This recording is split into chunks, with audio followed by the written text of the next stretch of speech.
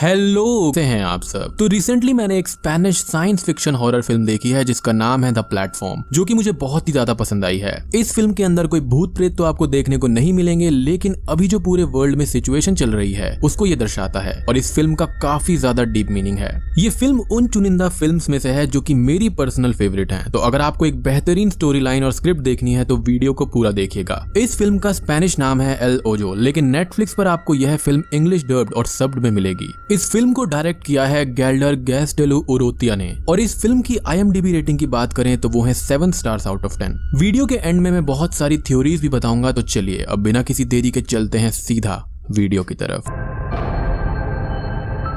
Movie की शुरुआत में एक लाइन कही जाती है कि इस दुनिया में 3 टाइप के लोग हैं, एक जो ऊपर लेवल पर हैं, एक नीचे लेवल पर और एक जो फॉल करते हैं, जिसके एग्जैक्ट मीनिंग के बारे में हम जरूर डिस्कस करेंगे। तो फिल्म के अंदर हमारा मेन कैरेक्टर है गोरेंग, जो कि सीमेंट सेल में खुद को पाता है, जो कि असल में एक पिट है। उसके साथ में एक और इंसान होता है जिसका नाम होता है त्रिमागासी, जो कि उसको ये बताता है कि वो एक तरह की वर्टिकल पिट या होल में है, जो कि काइंड ऑफ प्रिजन है, जहां पर सेंटर में एक प्लेटफॉर्म रोज टॉप लेवल यानी कि 0 लेवल से नीचे आता है, जिसमें बहुत सारा खाना होता है जिसके अंदर काफी सारी बेहतरीन मील्स होती हैं। ये प्लेटफॉर्म वहां पर बस कुछ ही देर के लिए रुकता है, जो कि मात्र 1 या 2 मिनट्स होंगे और उस टाइम पर इन सभी को जितना खाना हो सके खाना होता है। अब लेवल 0 पर हाई क्लास सोसाइटी के लोग और कुक्स थे जो कि ये सारा खाना तैयार करके नीचे भेजा करते थे। आप इस प्लेटफॉर्म से खाना उठाकर स्टोर नहीं कर सकते थे, क्योंकि अगर आप ऐसा करोगे तो आपको पनिशमेंट मिलेगी। या तो रूम बहुत ही ज्यादा ठंडा हो जाएगा और आप जम जाओगे, या फिर इतना गर्म कि आपकी वहीं पर पिघल कर मौत हो जाएगी। अब गोरेंग जिस लेवल पर था या फिर जिस फ्लोर पर था उसका नंबर था 48, जिसको देखकर त्रिमागासी ये कहता है कि ये काफी अच्छा लेवल है और उसने वर्स देखा है, यानी कि लेवल 141, जहां तक कभी भी खाना पहुंचता ही नहीं है। अब जब तक ये प्लेटफॉर्म 48 लेवल तक पहुंचता था तो उन तक बचा कुचा झूठा खाना पहुंचता था, जिसको देखकर शुरुआत में तो गोरेंग काफी अजीब सा फील करता है और 1-2 दिन तक कुछ भी नहीं खाता, लेकिन त्रिमागासी का कहना था कि भूख जल्दी ही उसके दिमाग पर टेक ओवर कर लेगी।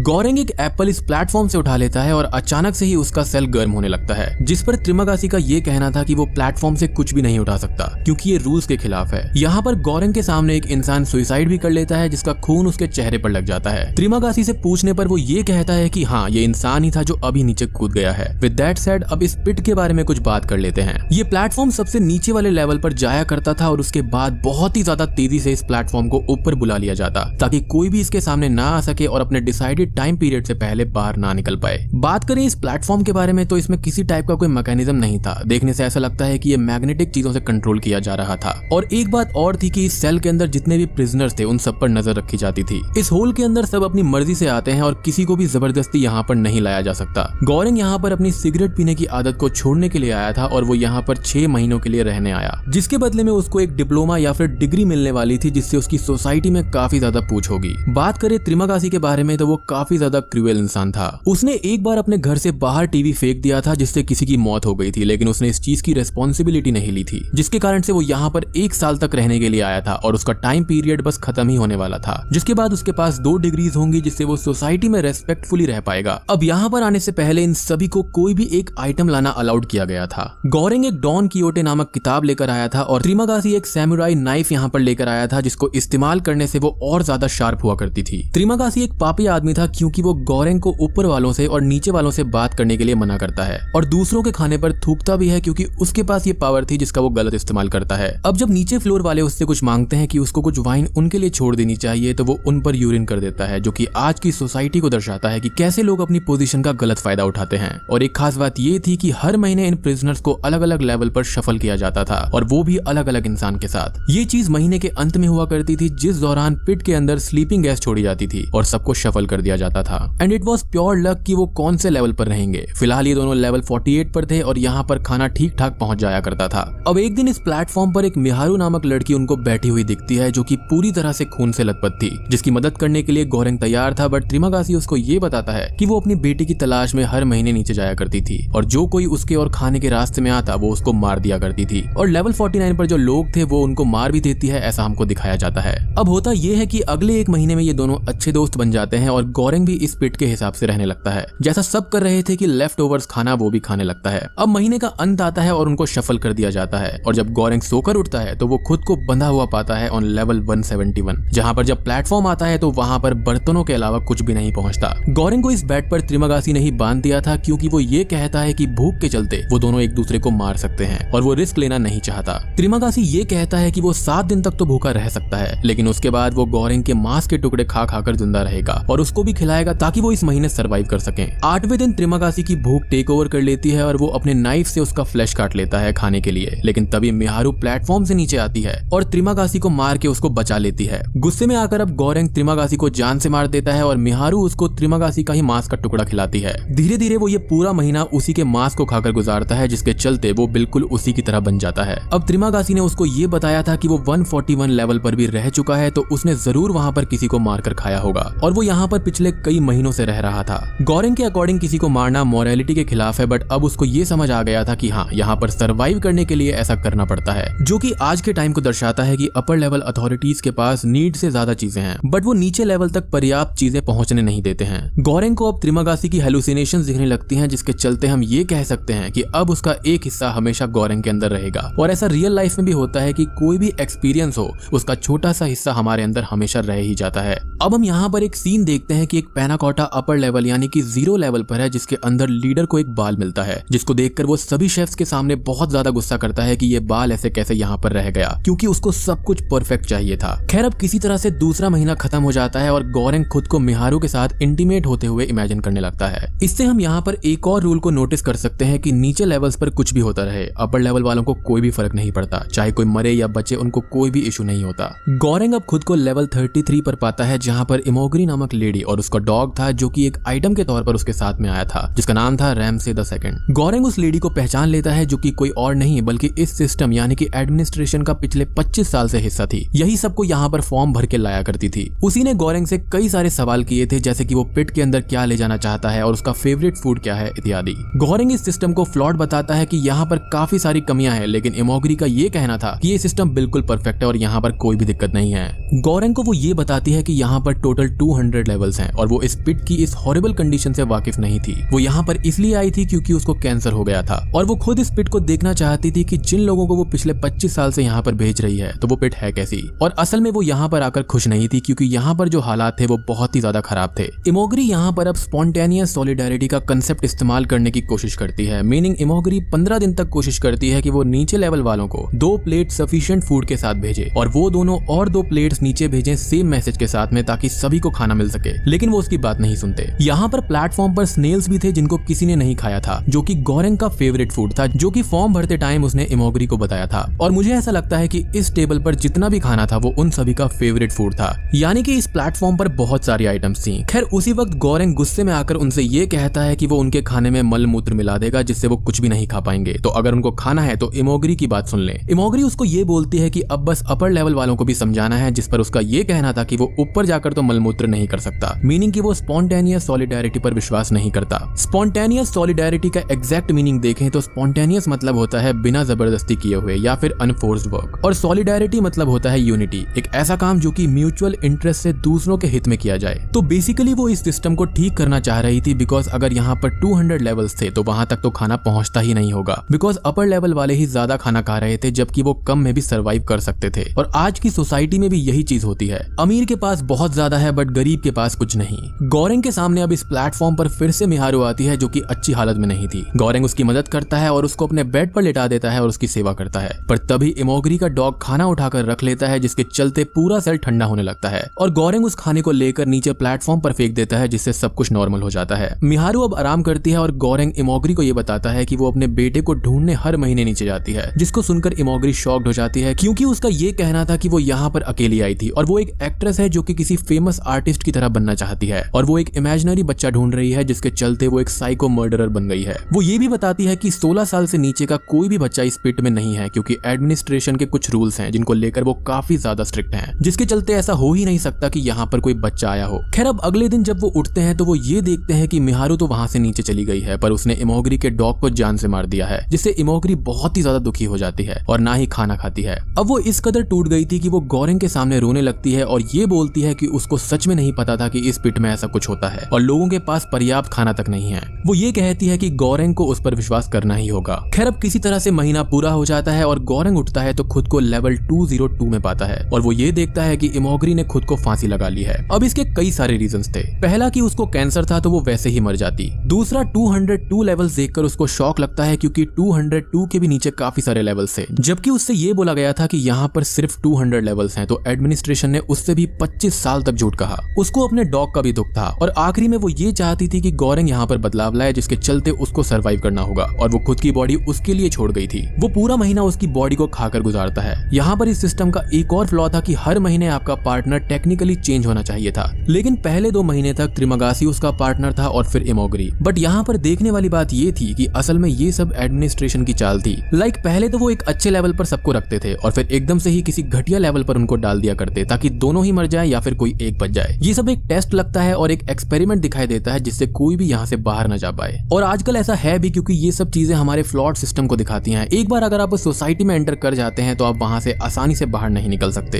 खैर अब गोरेंग उठता है और खुद को लेवल 6 पर पाता है जहाँ पर उसका रूममेट था भरत, जो कि 5th लेवल वाले लोगों से बोलता है कि वो लोग ऊपर वाले का रूप है और वो उसको ऊपर चढ़ने दें, जिसके लिए वो मान जाते हैं। वो एक रस्सी के जरिए ऊपर चढ़ने की कोशिश करता है लेकिन वहाँ पर रह रही लेडी उस पर मल मूत्र कर देती है, जिसके चलते उसकी सारी उम्मीदें टूट जाती हैं और गोरेंग उसको मरने से भी बचा लेता है। बेचारी की रस्सी भी नीचे गिर जाती है जिससे इस जगह से बाहर निकलने की सारी उम्मीदें टूट जाती हैं। गोरेंग अब उसको एक प्लान बताता है कि उसने रफली काउंट किया है कि इस पिट में 250 लेवल्स के आसपास हैं और अगर वो हर फ्लोर पर जाकर फूड बांटे तो वो सबको खाना दे सकते हैं और फिर एंड में पहुंचकर जब वो प्लेटफॉर्म ऊपर जाएगा तो वो भी उसके साथ यहाँ से बाहर निकल पाएंगे, जिसके चलते वो इस चीज को ट्राई करने के लिए तैयार हो जाते हैं क्योंकि उसका ये कहना था कि बिना ट्राई करके मरने से बेटर है कि ट्राई करते हुए मरें। वो दोनों प्लेटफॉर्म पर बेड से रॉड्स निकालकर सवार हो जाते हैं और एक एक लेवल नीचे जाने लगते हैं। वो प्लान करते हैं कि पहले 50 लेवल्स तक वो खाना नहीं देंगे क्योंकि उन्होंने रिसेंटली ही खाना खाया है और बिना खाए वो लोग एक दिन रह सकते हैं। तो वो 50 लेवल्स के बाद खाना बांटना शुरू करेंगे। वो 50 लेवल्स तक लोगों को डराते हुए और जो नहीं मानते उनको मारते हुए आगे बढ़ते हैं। अब एक लेवल पर पहुंचने पर भरत का गुरु उनको मिलता है जो कि ये कहता है कि उनको पहले प्यार से सबको बताना चाहिए कि उनका साथ दिया जाए और अगर ना माने तो मारो पीटो, कोई दिक्कत नहीं है। वो ये भी कहता है कि उनको कोई भी एक डिश बिल्कुल भी छूनी नहीं है, जो कि लेवल 0 के लिए एक मैसेज होगा कि नीचे कुछ ना कुछ गड़बड़ है and system needs to be changed. तो भरत एक पैनाकोटा को सेव करते हुए नीचे जाने लगता है। अब खाना बांटते बांटते वो एक लेवल पर पहुंचते हैं जहां पर मिहारू को एक इंसान मार देता है, जिस दौरान वो दोनों ही घायल हो जाते हैं बट किसी तरह से वो बच जाते हैं। अब 250 लेवल पर पहुंचकर भी प्लेटफॉर्म नहीं रुकता, जिसके चलते उनको ये पता चल जाता है कि अभी और लेवल्स हैं और नीचे वहां पर कोई भी नहीं है, सभी लोग मारे जा चुके हैं। पर ये प्लेटफॉर्म अंत में लेवल 3 पर जाकर रुकता है, जिसको वो आखिरी लेवल मानते हैं और वहां से नीचे उतर जाते हैं। लेकिन प्लेटफॉर्म फिर भी नीचे चला जाता है, जिससे वो वहीं पर फंस जाते हैं। उन दोनों को वहां पर एक छोटी लड़की मिलती है जो कि मिहारू की बेटी थी, ना कि बेटा। वो उसको इस पैनाकोटा को खिला देते हैं और नोटिस करते हैं कि रूम का टेम्परेचर चेंज नहीं हुआ है, मीनिंग यहाँ पर कोई भी रूल एप्लीकेबल नहीं है और एक सेल्फलेस एक्ट शो करते हैं कि इस सिस्टम को इसी तरह से बदला जाएगा। अब वो दोनों वहीं पर बेहोश हो जाते हैं, जिसके चलते सपने में भरत उसको ये बताता है कि ये लड़की एक मैसेज है, ना कि फूड। वो उठता है और देखता है कि भरत ब्लड लॉस की वजह से मारा गया है और वो उस बच्ची को लेकर उस प्लेटफॉर्म पर बैठ जाता है जब वो लेवल 3 पर आता है। वो दोनों नीचे जाते हैं जो कि एक ब्लैंक रूम था, जहां पर उसको त्रिमागासी दिखाई देता है जो कि उसको ये बताता है कि ये लड़की एक मैसेज है अपर लेवल के लिए, लेकिन उसको अपर लेवल जाने की कोई जरूरत नहीं है क्योंकि मैसेज को कोई बेरर नहीं चाहिए होता। गोरेंग उसकी बात मान लेता है और प्लेटफॉर्म से उतरकर त्रिमागासी के साथ चलने लगता है, पर जब वो दोनों मुड़कर देखते हैं तो वो लड़की प्लेटफॉर्म के साथ में ऊपर चली जाती है और वो मूवी वहीं पर खत्म हो जाती है। तो दोस्तों अब कुछ थ्योरीज के बारे में बात कर लेते हैं। तो मेरी पर्सनल फेवरेट थ्योरी है कैपिटलिज्म के बारे में। अब ये प्लेटफॉर्म और 333 लेवल्स की बिल्डिंग हमारी सोसाइटी को दर्शाती है और उसके अंदर के लोगों को। आजकल अमीरों के पास बहुत पैसा है, लेकिन मोस्ट ऑफ देम गरीबों की हेल्प करने के लिए मना कर देते हैं और उनको कीड़ों की तरह कुचल देते हैं। अगर इस मूवी के अंदर सभी ने मिलजुल कर काम किया होता तो सभी तक पर्याप्त खाना पहुंच जाता, बट अपर फ्लोर्स वालों ने इस बदलाव को लाने से मना कर दिया और जो नीचे वाले थे वो चेंज चाहते हुए भी कुछ नहीं बोल पा रहे थे क्योंकि अपर लेवल वाले उनकी बात सुनना नहीं चाहते थे। बट आजकल होता यह है कि जिसके पास पावर है और सब कुछ है वो जीत जाता है और बाकी लोग बचा कुचा ही ले पाते हैं। ये मूवी भी यही दर्शाती है कि अपने से अपर लेवल वालों को समझाना कितना मुश्किल होता है और टेक्निकली सब इंसान है, कोई भी छोटा बड़ा नहीं होता, बट अपर लेवल के भ्रम में जीने वाले लोग नीचे लेवल वालों को दबाते रहते हैं। मूवी में एक बात कही गई थी कि 3 प्रकार के लोग होते हैं, जो टॉप लेवल पर हैं, कुछ लोग लोअर लेवल पर हैं और कुछ ऐसे जो गिर जाते हैं। तो गिरने का मतलब सिर्फ सुसाइड करना नहीं था, बल्कि ये लोग वो लोग होते हैं जो कि सिस्टम को बदलने के लिए खुद को सैक्रिफाइस कर देते हैं, जस्ट लाइक गौरेंग और भरत। इन दोनों ने सिस्टम बदलने के लिए सब कुछ किया।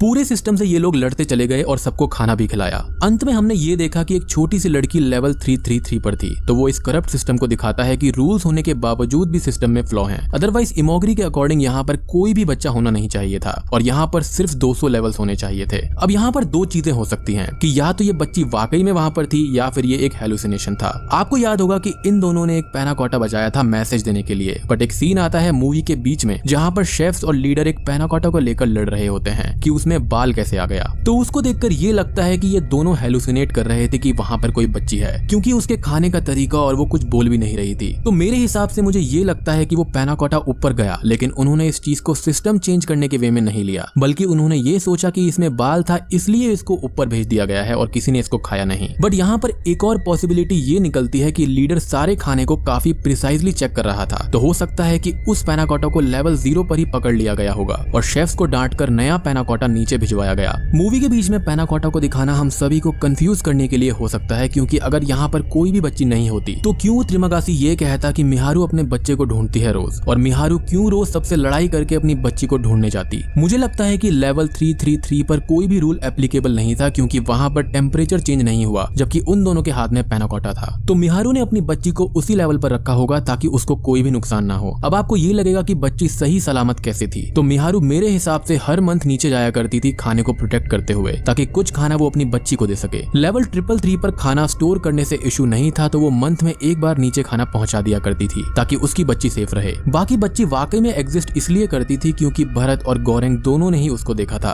खैर अब यहाँ पर कैपिटलिज्म की बात इसलिए भी आती है क्योंकि गौरेंग के पास एक किताब थी जो कि थी डॉन कीहोटे। यह किताब एक नोबल मैन अलोंसो कियानो के बारे में है और गौरेंग की शक्ल भी उससे काफी मिलती जुलती है। अलोंसो ने बेड़ा उठाया था कि वो गरीबों की मदद करेगा और इस सिस्टम को बदल देगा, और गौरेंग ने भी अपनी तरफ से पूरी कोशिश की इस सिस्टम को ये दिखाने में कि उनके सिस्टम में फ्लॉ है, और एटलीस्ट अब उसकी वजह से लेवल 6 के बाद के लोगों को पता है कि कैसे सरवाइव करना है और कैसे खाना है ताकि वो सब वहां से बाहर डिग्री के साथ जा सकें। हालांकि I don't know what kind of degree is this कि वहां पर जान जोखिम में डालकर इस डिग्री को लोग पाना चाहते थे। अब एक दूसरी थ्योरी ये कहती है कि 333 लेवल्स को 2 से मल्टीप्लाई करें, क्योंकि हर लेवल पर 2 लोग थे, तो ये बनता है 666 जो कि डेविल का नंबर है। और इसको 9 सर्कल्स ऑफ हेल भी बताया गया है, क्योंकि 1 लेवल पर सब कुछ अच्छा था, being worst in the middle to end, लेकिन लेवल 333 पर सब कुछ अच्छा हो जाता है और रूल्स एप्लीकेबल भी नहीं होते। As above so below movie में यही दिखाया गया था कि स्टार्टिंग में तो सब कुछ अच्छा होता है, लेकिन एंड में आते आते चीजें वर्स्ट होती चली जाती हैं, लेकिन जैसे ही आप एंड के लेवल से बाहर आते हो तो सब कुछ सही हो जाता है। और यहाँ पर भी एंड में वही हुआ, जिन्होंने सिंस किए थे उन सबको सजा मिली, इंक्लूडिंग गौरेंग, मिहारू, त्रिमागासी, इमोगरी, बट बच्ची मासूम थी जिसके कारण से उसको लाइट की तरफ भेज दिया गया। एक आखिरी थ्योरी जो फ्लोट कर रही है जिसको मैं ज्यादा नहीं मानता वो ये है कि गौरेंग जीसस का रूप था, बट मैं इस चीज को इसलिए नहीं मानता क्योंकि जो चीज गौरेंग ने की थी वो बिल्कुल भी पॉजिटिव एनर्जी नहीं कर सकती। हाँ, वो उनका एक मैसेंजर जरूर हो सकता है। अब यहाँ पर नंबर 333 को एक एंजेलिक नंबर माना गया है जो कि ये कहता है कि ये एक स्पेशल मैसेज है आपके प्रेयर्स के बदले आपके गार्जियन एंजल की तरफ से। अब यहाँ पर 333 जो नंबर है वो सिंबल ऑफ लाइफ होता है, स्पिरिचुअल अवेकनिंग होती है इत्यादि। तो अंत में बेसिकली बिल्कुल अलोंसो की तरह नाइट का एरा खत्म हो गया था और एक नया सिस्टम चालू हुआ। ये बच्ची उसी न्यू लाइफ का प्रतीक थी जो कि ऊपर की तरफ भेज दी गई। एटलीस्ट अब हमारे आने वाली जनरेशंस तो इस चीज को याद रखेंगी और अच्छा करेंगी,